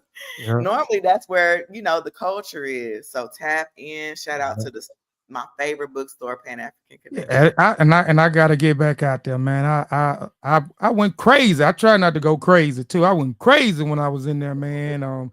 But I wanted to make sure I supported the sister. I talked to her. You know what I'm saying? I talked to her. I talked to her son, one of her sons, with his clothing line, on the back of the stuff. Yeah. She gave me an opportunity to come there and do a book signing there. Didn't charge me a dime. You know what I'm saying? So I'm very appreciative of the things that she would. I wish I would have been able to come back Sunday, because they was having something out there that Sunday, but they always having something. She's always connected to the community. She's always giving back. She's always unifying people. So, and that's one thing that I like about, I'm jealous about Dr. Wade. They got a lot of stuff going on out there in Dallas, man. I mean, the people are really unifying. The people are really trying to affect positive change, man. So shout out, man. And the same thing, we got one here in Jackson, about 55 minutes from me, the art gallery, you know what I'm saying? The African art gallery. So that's where I used to go to for the Kwanzaa things. They didn't do any, I don't think they did nothing this year, the Kwanzaa event, but that's where it's the African art gallery. And it kind of put me in the mind, of the one out there in Dallas. But the sister in Dallas, hers is super big. It is big. It is big. The one in Jackson, it's a pretty nice size, and what I'm saying, it's a community hub where they unify people, what I'm saying, and have speakers to come in and speak. They do stuff in a community, groundwork in the community.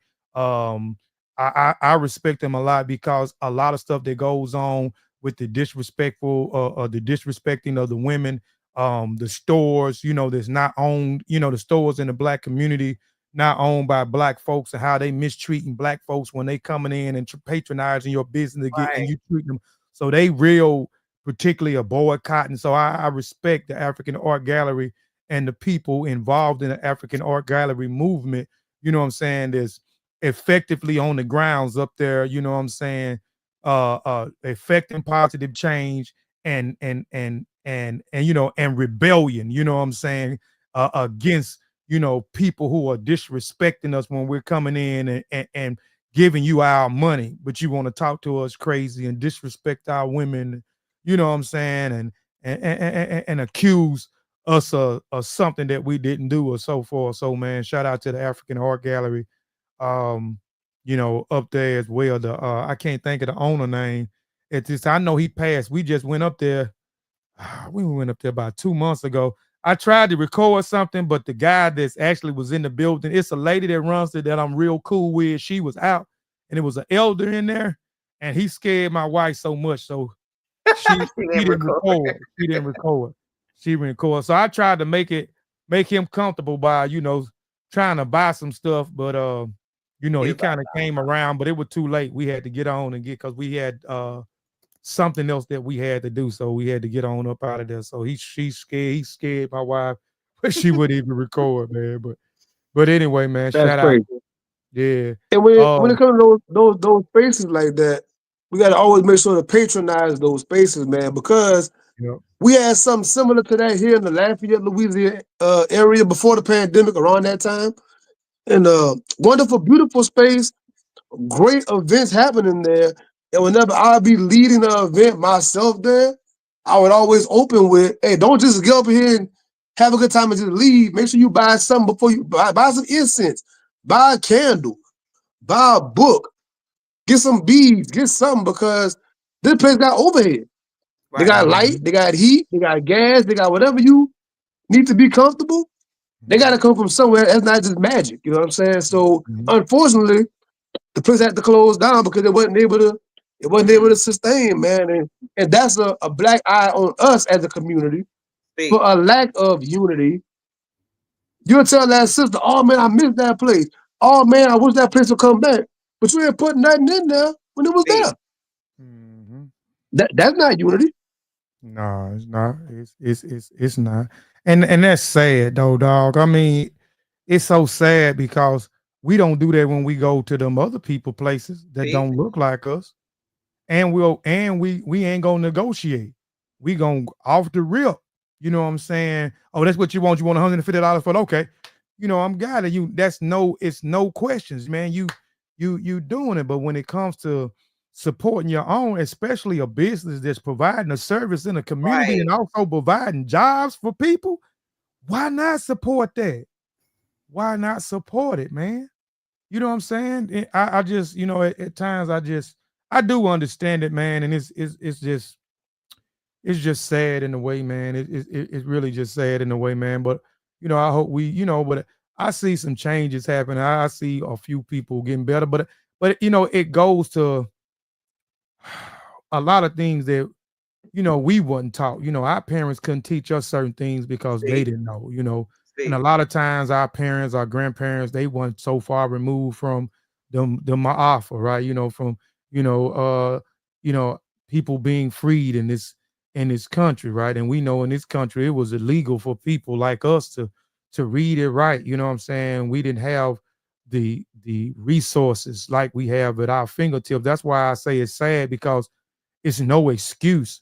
It's no excuse that we not further ahead. Like Sean said earlier, he said that he mentioned the ancestors and what they did and what they sacrificed and how they was able to sustain certain things, how they was able to achieve certain things, how they was able to build communities, how they was able to have ownership of their intellectual property, or the things that they was able to that they created, right?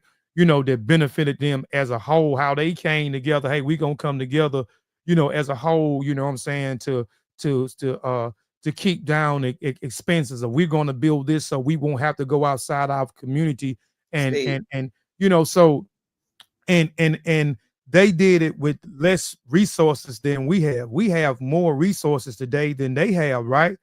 And it's like we don't have nothing, you know what I'm saying, or what they have, and the things that they was able to do affect positive change and change laws, and you know what I'm saying, well, we have the rights to vote and we have the rights to, you know, to do certain things, man. We're not doing that, and we're more advanced than they are, man. It's like we are devolving within the times that we have, right? But it's all a part of a lack of education. That's why I say it's amongst us now. We have to change those circumstances, but we can't do it alone.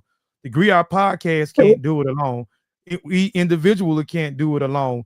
The organizations in our community can't do it alone, man. You know, it takes a collective effort. It takes us unifying, and it takes, you know, education, right? It takes education, and it starts not only with the grown folks. We got to stop looking at the grown folks and start looking at the children. We got to start teaching the children now, so when they coming up, they're able to teach their children and their children and children, so they can move themselves forward, and they won't be in a situation that we are, you know what I'm saying? And they know how to move accordingly, and that's with unity and not with this individualistic ideal, or this individual ideology that we have, that, man, I got to get the bag. I'm for myself, you know what I'm saying? And continually not run away when you feel like it's not beneficial. Unification is not just a beneficial for you, it's beneficial for everybody. You know what I'm saying? And a lot of times when we think that it ain't beneficial just for us, we move on to something else, so we quit, right? And that we got to stop that too, bro. We got to stop it. I give y'all a little pause right quick. I just got a call from my job. I got to go to work. I got to change my clothes and all that. Get ready to go into the job, man. But thank y'all very much. This has been a very unifying conversation. And I hope anybody watching this in the future, watch it from the beginning, watch it all the way through, man.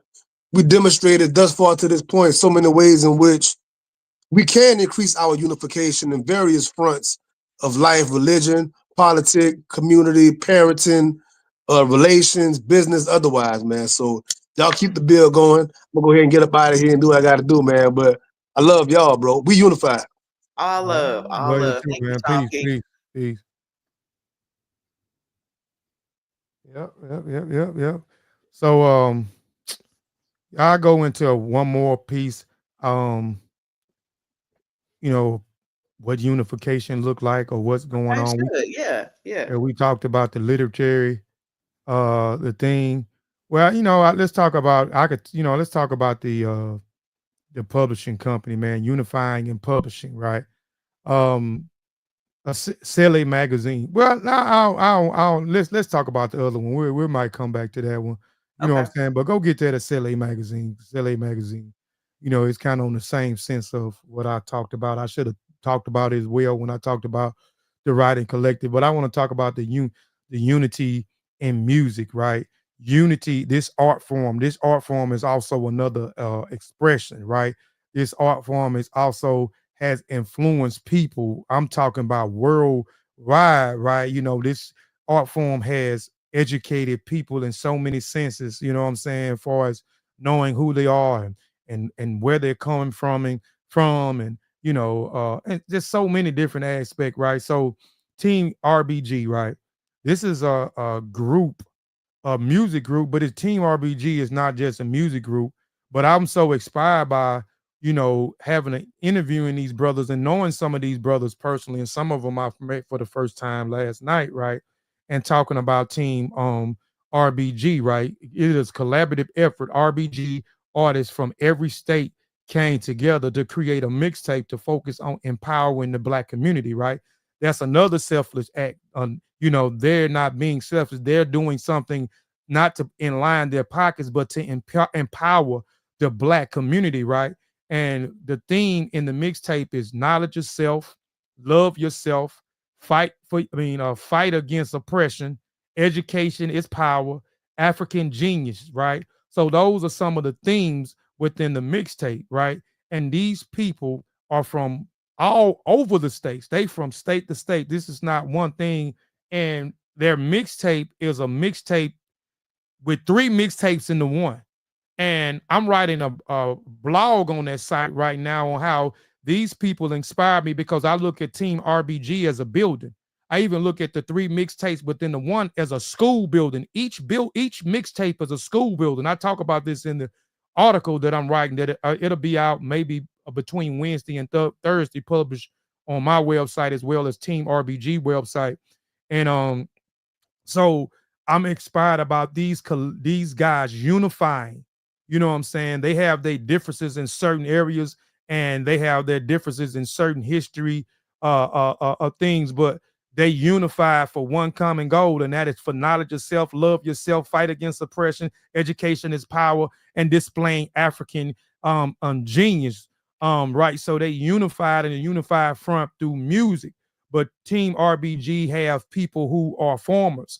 Team RBG have people who are educators. Team RBG people have people who are in architecture. So it's a building, but music is one extension, and these are my words of what I'm saying of me interviewing them and how I'm writing my blog up. They have different departments, right? And Team RBG as a music department, as well as an agriculture department, as well as a writing department, as well as an education department, as they explained. That's how I'm looking at it. And they are using these departments to unify together, for a common goal, right? And that is to move the Black community forward, to empower the Black community, to inspire the Black community, to motivate the Black community, to show if we come together and unify, you know what I'm saying, for the commonalities that we have, these are the benefits that we can get if we move ourselves forward, right? And through one expression of art, we're going to do this through music. So they doing it through the music, and each song, I'm gonna stop talking about it because I'll be giving away my blog and won't nobody go read the blog. But this is another way of unification, and these Team RBG is unifying through the music. Go get their new mixtape out. It's called RBG Gumbo. It's 3 mixtapes within one. It's 32 songs or 31 songs on the mixtape. You got the red mixtape, you got the black mixtape, and you got the green mixtape. 3 mixtapes within one. Dope. If you want to know about, so, and they speaking about so many different aspects. They thinking about rebellion. You know, they're talking about self-love. They're talking about the history of Africa, the genius of Africa. They talk about some of our political parties. They talking about some of our political refugees. They talking about some of our civil rights activists movements, some of the popular civil rights activists. You're gonna learn about Malcolm, Martin, Kwame Ture. You're gonna learn about the great Marcus McGarvey. You're gonna understand about the red, black, and green flag. You're gonna understand some of the history about RBG. Man, it's a phenomenal, man. It's phenomenal. If you want that mixtape, go get that off www.teamrbg.com. And I'm telling you, you going to school. They taking you to school. Each mixtape, I'm telling you, I say is a school building. And I think every grown black person should have it, and every grown person should give it to their children, right? So they can understand the history of what we did, where we came from, some of the people that made some of the things happen for them today, and some of the things that these people who they idolize, who these true people are, and what their true nature are, and what our true nature and what our true essence and what our greatness look like right there. So I wanted to highlight that, you know what I'm saying? Team RBG, a collective of RBG artists from across state to state, you know, unifying on this unified front to put this art form of music out to express, you know what I'm saying, knowledge itself. I'm with that, Kofi. I'm definitely, you know, I was over here taking notes. I'm tapping all the way in because that sounds right. And, you know, we just talked about tapping in with each other. And if these, you know, group of people, these brothers have created something like that, like you done lined it out. Whew. Brothers and sisters. It's and brothers and sisters. Yeah. It's giving collective. I'm definitely gonna have to tap in, and I'm gonna share with my nieces because they're definitely coming of age where they're getting ready to go to college and thinking about college. And you know, sometimes with kids, like you can catch them at different points, but you gotta catch them somewhere. And my nieces are at that age where I'm like, okay, let me give you this. So I'd love to be able to, you know, tap them in somewhere where they can tap in, and people are speaking on their level, adults level too, but like where they can understand it and really like it can settle in. Instead of me having to necessarily teach it, you know, or them see me do certain things, I would love to just pass them along a resource. You know what I'm saying? Where they can tap in and out as they need, because that is essential, having a resource where you can be even reminded of yourself. Even if you know all these things that they're talking about, just that community of being reminded and influenced is something special. I'm gonna holler at these book festivals. I know you're gonna hop in too on here because that's another place where we are unifying, believe it or not. And it may not be, it's definitely not going to be all a particular way unless you go to a Black Books Festival, which that's an option. But I recently went to the Texas Book Fest and it was incredible. And I'll say that the unity looked a lot different. It looked like the diverse way that, quote unquote, this country thinks that they present. It's all different walks of life, all different people, colors, all that. But we're unifying under the premise of knowledge and education. And what I love about the book fest is the conversations. Those author panels be hidden and they engage. They're so deep. And these authors, these 2000, 24, 25, 23, whatever, these authors are in a bag. They are really pressing the issue on a lot of topics, from land ownership to talking about indigenous people's land rights and different things like that. They talk about cities. And these are authors, okay? And the authors lead the show. And when the authors lead the show, you really get in tune and get in deep in some conversations, even political. And this is where we need to be. We need to elevate these book fests. And I would even say, it would be, in a perfect world, the politicians need to come here to learn what the people are thinking. They think they know what the best decision is for different things, but they really need to be tapping in the community to figure out what the direction that we need to go in these city governments and things like that. But they're not tapping in. Should, because these are some of the best conversations that are being had, and Mm-hmm. so deep, so much so that you're engaged right then and there, but then you want to continue to talk later. You want to get their book. You want to talk later. You may want to talk with that author. You may want to talk with your collective and be like, and share some of your insight. And I had the pleasure to go with my friends Tony and my good friend Celeste that I just met at that festival. So we were really engaged. And so that type of unity is really what we need. Because, you know, all different demographics, first of all, we need to learn about so much, you know what I'm saying? And lots of people aren't in the posture to learn. But then on the flip side, there are a lot of people who are in the posture to learn. I'm sure there were thousands of people every day. It was a Friday, Saturday, and Sunday. And there were thousands of people there every day wanting to learn. And so tap in there too, so you can unify with other book lovers and other people who like engaging conversations. Because some people don't want to talk about nothing but, you know, housewives or whatever. But there are lots of people who love a good conversation, who love to go into a deep rabbit hole, especially about something that they read. That's easy. So to be in that spot, in that space, is incredible.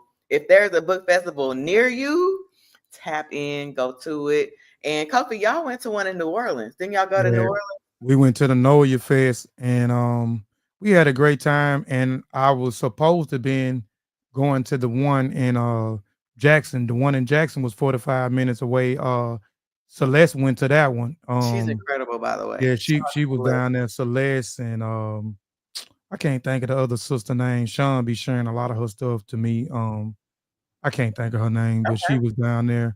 And I was supposed to go to that one. It was smaller. It wasn't on the scale of a NOLA Fest, Mm-hmm. but the parking and stuff, man, what they was gonna have, it was crazy. And then I was trying to take my family with me, man, and get them to drop me off, because I know they ain't into that. Drop me off. I'm cool, and y'all just go do y'all thing. But yeah, we didn't go, but we went to the one in Know Your Fest, man. It was actually 4 days. We did 3 days though. I think I want to go back. I'm really considering it because y'all was talking about it so good. It's in March. It's in March. Listen, it's on the brain. I got some stuff going on in March, but I definitely want to. Yeah, and I do want to. There's one thing I want to address to wrap up.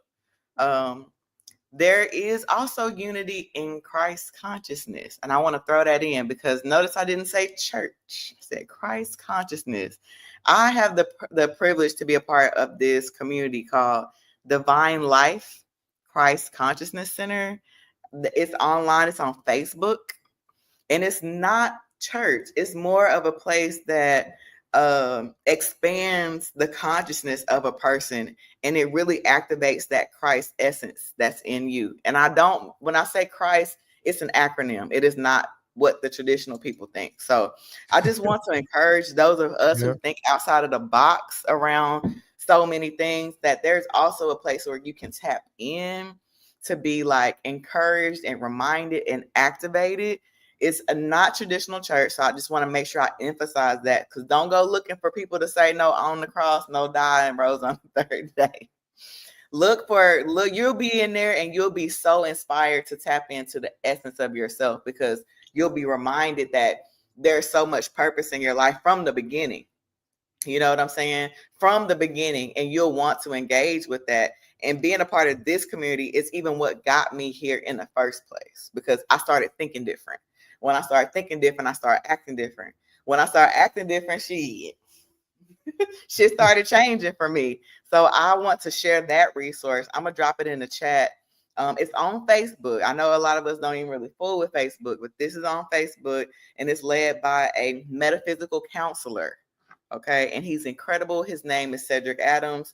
And he a regular person too. He ain't one of those stiff preachers. He is a regular person. He still be kicking it. He like to play cards and spades, and he hosts different events in the clubs, and he has something called Thirsty Thursday. So you have a good time, you play cards, you partake in whatever you partake in.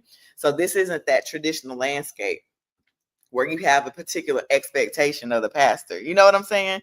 And people are like, well, he should do right. No, he is a human. We are all human beings having a spiritual experience. So to be able to tap into that, that's what we want. You don't see that around you. You see all these piousness suit and tie, the people who sit in the pulpit. There's all this hierarchy. There's no hierarchy between us because we're all, descendants. So if we're all descendants, then we on the same level and we within brotherhood. And you got to be reminded of that in this space, especially in 2025. We got to start tapping out of these traditional mindsets and start getting into a lot deeper consciousness and awareness so that you can really take really unlearn some toxic stuff and learn some positive things that can help you change and then inspire change. Yep. Unity. Yep. And Trig, that's it's crazy. Certain words are triggering words. Like if I say certain words, it's triggering words for people. Like you mentioned, Christ consciousness, Yeah. right? You mentioned Christ. So Christ in itself is a triggering word, to some people that thinks outside of the box, or people who are, well studied in certain things, right? Or learn certain things, right? Or have learned and, discovered other things, right? That wasn't taught to them, And so, when that word comes up, I mean, it's triggering.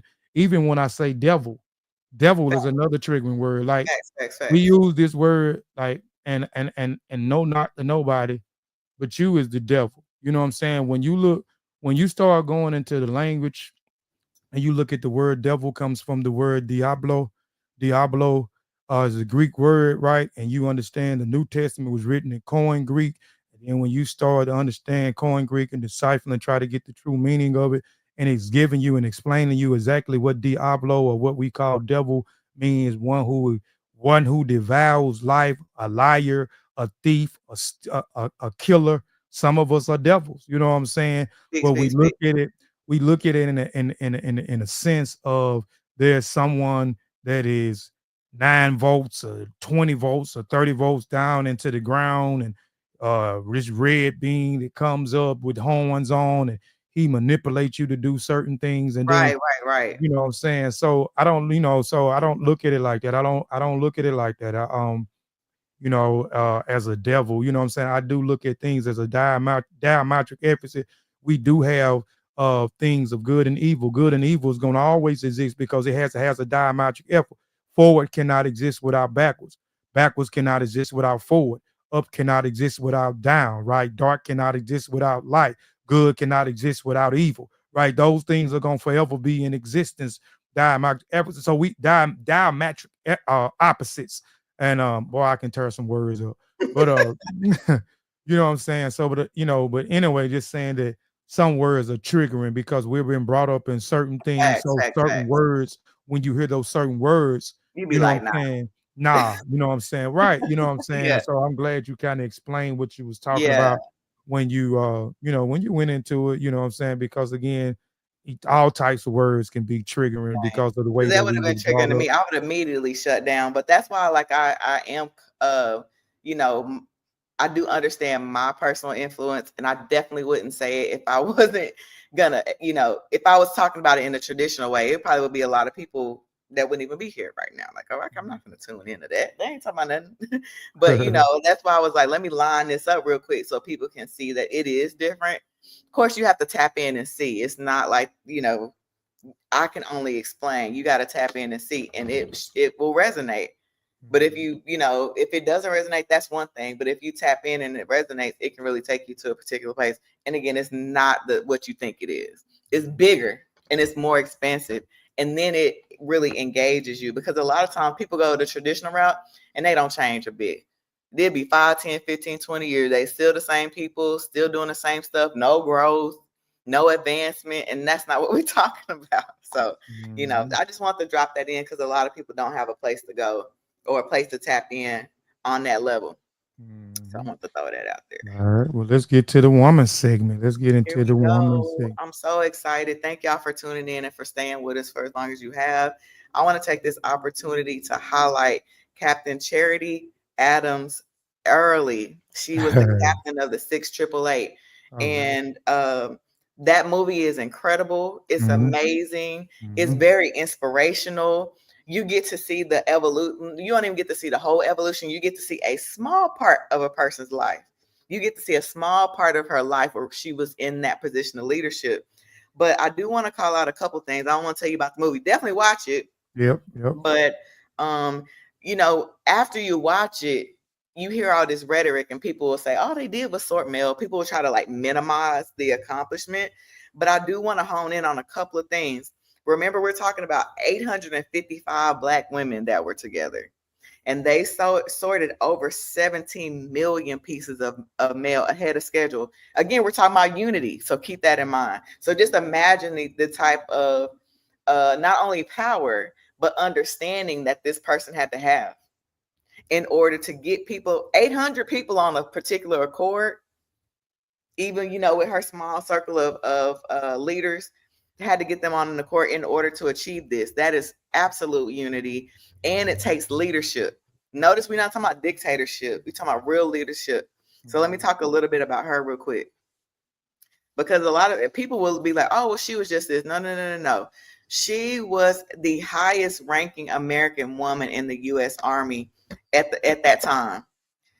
Her credentials are so long. Yes. Credentials. Yep. Graduated from Wilberforce University with a bachelor's of arts. In between, in 1983, she was also taking education courses in between certain things so that she could teach. So she was a teacher. Also, she studied mathematics, Latin. A lot of people don't even study no foreign language. She studied Latin and physics. She was involved in the NAACP, Women's Self-Government Association, and she was a member of Delta Sigma Theta. So the message here, and within her life, the message here is she led.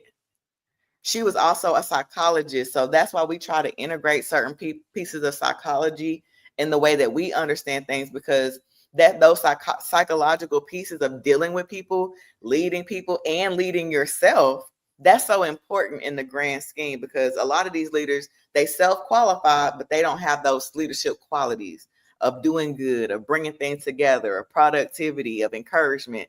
They don't have those things. So I want y'all will see that she led. So I want people to understand too in the chat, Black woman, Black man, what are you called to lead?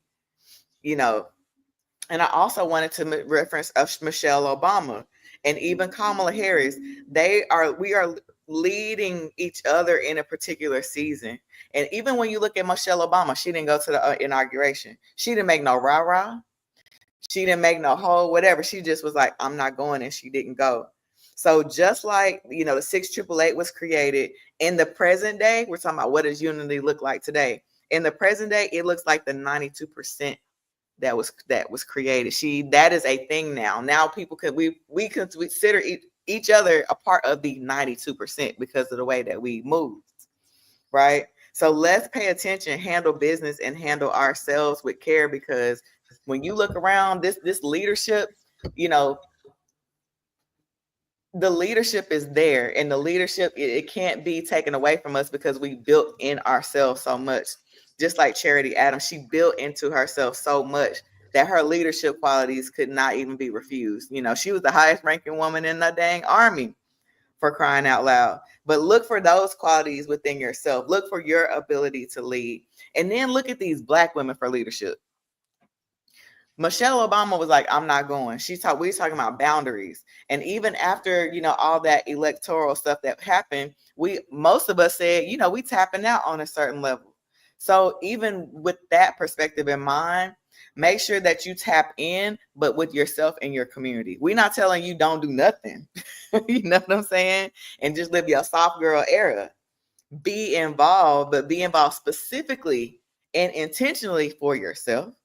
And be involved specifically and intentionally for your community. That's all I had right there. I wanted to make sure I lifted up Charity Adams early, Captain Charity Adams early, as an example of our leadership and the possibilities of our leadership, so we can start looking at our Black women as leaders, because we argued about that during that election. Well, we, whatever, but we can really look to Black women. We really can for leadership they've been doing it for years in different respects. And so maybe that's the way, maybe that's our direction that we should be paying attention to, because we see now the response.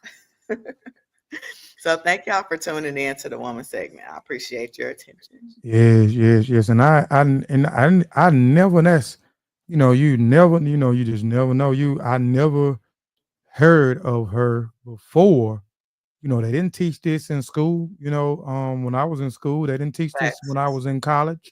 I didn't learn anything about this, um, and I didn't know nothing about it. I'll be honest with you. I didn't know nothing about her until I looked at the movie 2 weeks ago. You I did? said, Okay, good. yup, I had some downtime. I said, look, man, I ain't gonna do nothing else. I'm gonna try to look at some TV, Mhm. and relax. And I turned on the Netflix things. I just flipping through it, and I said, okay, this look interesting. And cause I hit play, and I watched the entire thing. I said, damn, I never knew about, you know, um, Charity Adams, you know what I'm Mhm. saying, and the women brigade, and them sorting mail, and and again, like when you look at that, and even going back, and I had to go back, and I looked her up after I watched the movie, and Laundry list of and yeah, accomplishments. laundry list of accomplishments and things that she did, and even with her being a great leader, she was how she handled everything. You had to look at the time that she was in, Speak. at the time, and all of her superiors, so-called superiors, were white men, right? And they didn't want them women to succeed, right? They threw all kind of obstacles in the way, they Right, right, disrespect them and stuff, and she was still able to maintain a level of grace, and still be able to keep a focused head, and continue to get the task done, get the task done, and influence and inspire these women to move on one accord, to be unified, to get this mail out. And you said people, I didn't see it, but you were saying people downplayed it. That's crazy if they did, because you know that was an important thing, right? To get the mail out. People, families, loved ones enrolled into the military, and they never heard back from them. They didn't know if I their loved can't even one was imagine. dead or not, right? So it was important to get the mail out. In a situation I've been in, I spoke about it before, maybe speak about it again. And matter of fact, I'm gonna speak about it again. I'm gonna speak about it in writing. And Sean's new book, Bounce Back. I think that's the name of the book. I'm writing the afterword in it. So I'm gonna speak about it again and going more in detail. Mail is important. Like mail is important. I was in a situation where mail kept me afloat of the situation that I was in at a particular time in my life when I wasn't doing the right thing. And the hearing from your loved ones, and you writing your loved ones back and letting them know you okay, and you in a sound mind, and this is what's going on, right? Right. So they did an important job, man, was to get that mail out there to the people again, because there was people hadn't heard from their children, their loved ones, their husbands in months. You know what I'm Yes. saying? And they didn't know whether they was dead or alive. And the people in the military at that time didn't think that that was important for, Clearly, because it you know, stacked up like it did. yeah, didn't think that that was important. That is important. That's an important fact. And that's also to keep the morale. That was important for the morale. You didn't want those people that didn't even in the ones that the mail getting to them, a lot of times that was good morale for the people that was in the service, right? Right, And right, to right, keep their head in a good place, knowing what's going on outside, and knowing that somebody's don't be there when they come home, and and talking to them about certain things, and up with whatever the case may be. That was right. a good thing of morale. You didn't think morale was important when people was going out there to war? I wanted somebody to be in good spirit beside me. If you got a gun and we going to Facts. war with somebody, I need you to be focused. I need you to don't be, so I Encourage.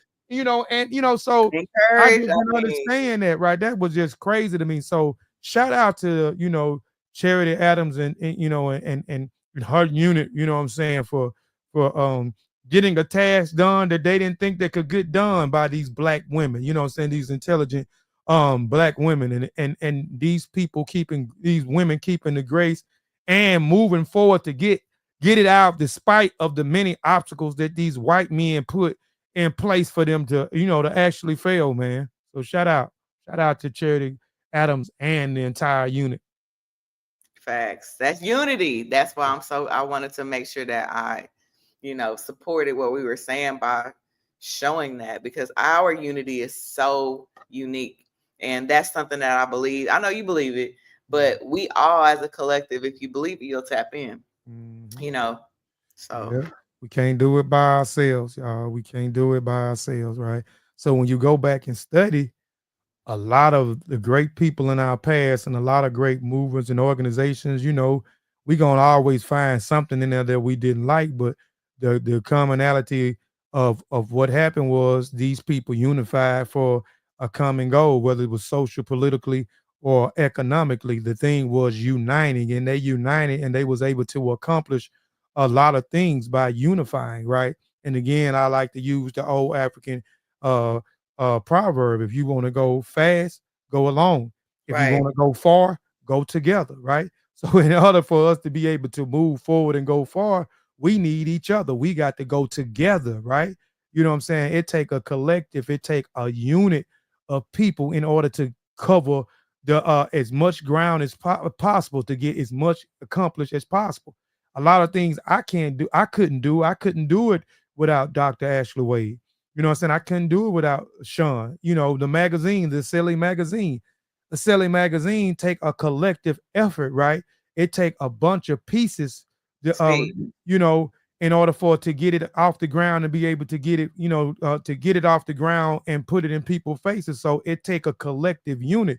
I couldn't do it by myself, right? You know what I'm saying? Some of these laws were passed. It couldn't be passed in our effort. You know what I'm saying? If it wasn't for a collective unit on you know, on the forefront, right? So it's a collective effort. Some of the civil rights acts that was passed, it was a collective movement. That's why hence civil right movement. It was a unity. It was a community of people unified, you know what I'm saying, for the embetterment of our people socially, politically, and economically, right? So unity, man, is a key. You know what I'm saying? We can't do it by ourselves. That's the common, and that's the message, man. We can't do it by ourselves. We have to unify, you know what I'm saying, in order to move forward. We can't sit back and complain and complain and complain and don't want to put in the work by unifying with other people, you know, have the same commonalities and the same goals, you know what I'm saying, and want the same results as we have, and that is a better life, a better way of life for us worldwide, you know, and the diaspora as well is on the continent. Facts. And you know, I'm really glad that, and I think this is the perfect way to start off 2024 season 3. Talking about unity, demonstrating it, and then lifting that up to the universe to support us on, because we realize that is important now more than ever. Has always really been, but it's time for us to really refocus on that and tap in when there's opportunities to tap in. And if you don't feel like there is, look for them to tap in, look for ways to unify. Yep. So again, we appreciate y'all for tapping in and chatting with us in the chat. We appreciate those who may come in later on and look at this in the archive. Those who look at this in the archive later on, please leave a comment. You know, please like the show. You know, if you appreciate the show and the content, please share it with somebody else that you know that might appreciate this content and this discussion, y'all. So season 3, episode 1 is now in the can. We'll see y'all next month for the Griots Podcast, season 3, episode 2, y'all. We out of here. Peace. Go, Griot. Go, Griot. Go, Griot. Yeah, I'm in the city, yeah. I'm in the spot, in the vicinity. I'm the hottest up in the city, yeah, it really is. I studied the ones that was the realest, the illest, that invented things. Talking about Griots. West African passages for the streets, Afro Latinos rock their traditions from Africa's West Central. Let's raise a toast to the ancestors of all.